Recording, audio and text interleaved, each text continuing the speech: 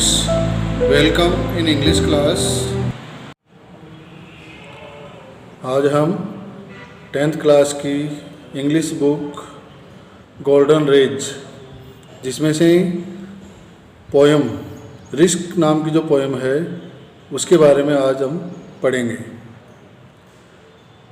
ये जो पोएम है वो जेनेट रेंट इसके पोइट हैं, उनके द्वारा ये कंपोज्ड है।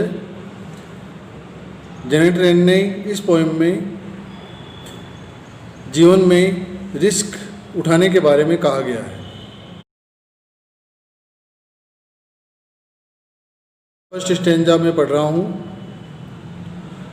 To laugh is to risk appearing the food,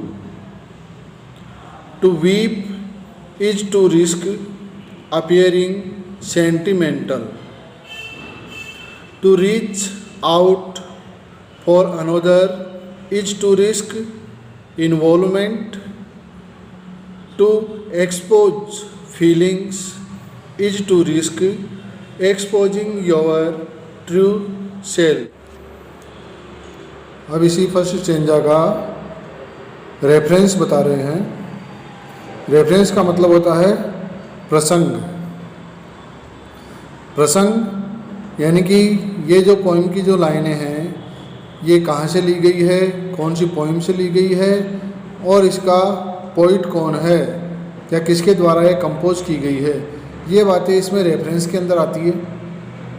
तो रेफरेंस लिखेंगे, these lines have been taken from the poem risk composed by Janet Rand. यानी कि दीज लाइन्स, ये जो लाइनें हैं वो हैव बीन टेकन यानी ली गई है from the poem risk, risk नाम की पोएम से ली गई है और कंपोज्ड बाय जेनेट रेंट, और जेनेट रेंट के द्वारा ये कंपोज की गई है, लिखी गई है। अब बता रहे हैं इसका कॉन्टेक्स्ट। कॉन्टेक्स्ट मीन्स होता है संदर्भ, कि यहाँ पर पॉइंट जो है वो मुख्य रूप से क्या बातें बताना चाहता है, वो आता है कॉन्टेक्स्ट के अंदर।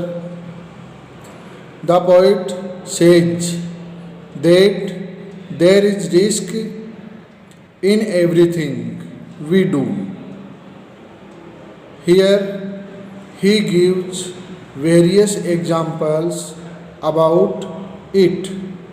यानी कि द पॉइंट सेज, पॉइंट ये कहता है that there is risk in everything we do, हम जो कुछ भी करते हैं उन सभी में रिस्क होती है, जोखिम होती है। हियर यहाँ पर ही गिव्स, ही यानी वह जो पॉइंट है वो गिव्स वेरियस एग्जाम्पल्स, वेरियस बहुत सारे एग्जाम्पल दे रहा है यहाँ पर अबाउट इट, इसके बारे में, इस रिस्क के बारे में। अब बता रहे हैं इसका एक्सप्लेनेशन। एक्सप्लेन यानी व्याख्या करना। The poet says that we can do nothing without taking risk। Poet कहता है कि we can do nothing, हम कुछ भी नहीं कर सकते without taking risk, रिस्क उठाए बिना, यानी बिना रिस्क के हम जीवन में कुछ भी नहीं कर सकते। There is risk in everything, everything सब कुछ, सब जो भी चीज़ें हैं उन सभी में रिस्क होती है। इफ़ वी लाफ, अब एक ही चीज़ के बारे में बता रहे हैं जो स्टेंजा में दे रखा है। If we laugh we fear people will call us fools. If we, यदि हम लाफ, हंसते हैं, तो इसमें भी रिस्क है किस चीज़ का, कि वी फियर, हमें डर रहता है, people will call us fools, कि लोग हमें मूर्ख की तरह से पुकारेंगे। If we weep there will be a risk of looking emotional. यानी कि इफ़ वी वीप, यदि हम वीप, वीप में होता रोना, यदि हम रोते हैं तो उसमें भी रिस्क है किस चीज़ की, there will be a risk of looking emotional दिखाई देने की हमें जोखिम रहती है, इमोशनल भावुक। इफ़ वी हेल्प अदर्स, यदि हम दूसरों की सहायता करते हैं तो उसमें भी रिस्क होती है।